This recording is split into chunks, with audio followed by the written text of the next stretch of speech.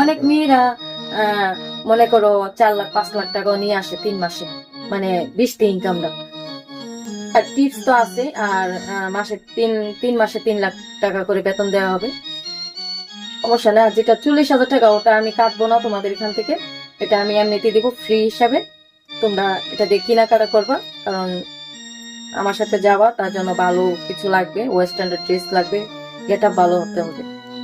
তো যারা ডান্সার তারা তো খুব ভালো করেই বুঝো।